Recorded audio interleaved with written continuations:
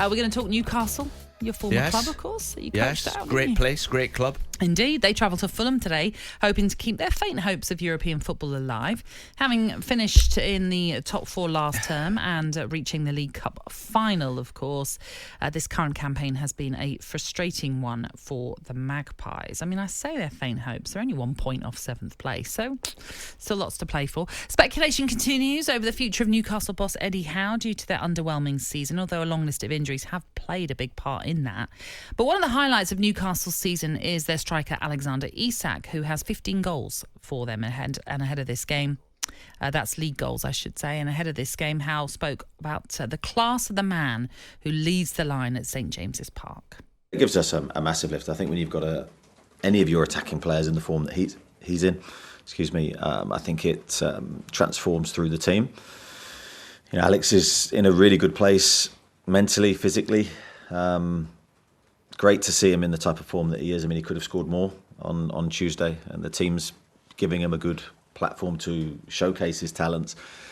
But he deserves a lot of credit for how he's played this year. I think he's an exceptional talent. I hope he'll even get even better from this point. I think there's more to come from him.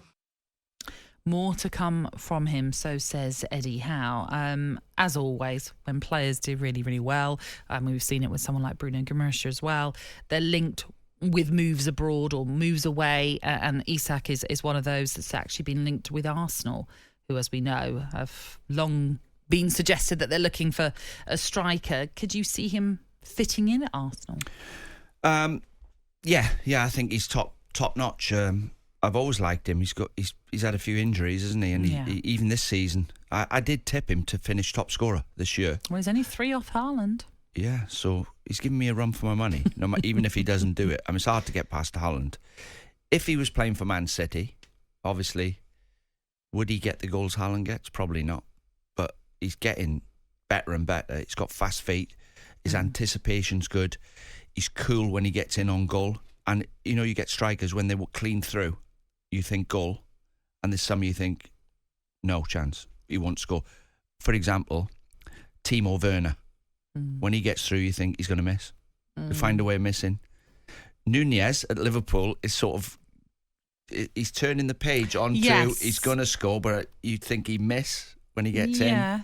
Finds a way of missing. But Isak... But still putting it away, Nunez. He is now. His percentage rate is getting better and better. Yeah. And he's a handful. I like Nunez as well. But Isak has done well for the club. He's got Callum Wilson, who seems to get injured quite a bit. I mean, now I'm like, I talked about this yesterday with Alan. So many injuries. Why? They need to get to the bottom of it. The big clubs have got staff of probably 10 people in the backroom staff who are sports scientists, physios, masseurs. They've got everything that they need. What are they getting paid for? How are all these players getting injured? How can you have 13 injuries? About 5 clubs. It can't be the pitches, because the pitches are not heavy. Is it because the VAR stood around for 3 or 4 minutes? Is it because the games are going into the 115th minute? Yeah. But they've got to get to the bottom of it. Well, yeah, I mean, you're right to mention 13 players. Newcastle are missing 13 players coming into this round of weekend fixtures. You can look at Sheffield United, they're into double figures. Luton into double figures.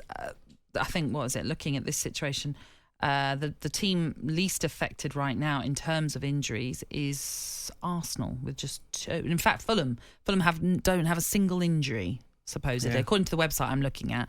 Fulham fans might tell me different. But yes, I mean, every club has been heavily hit at some point this season. It's not the games. No. Because as time went back, you played 65 games. You played for Liverpool. I remember my first season, I played 65 games for Liverpool and Wales. Then I had another 10 for Wales.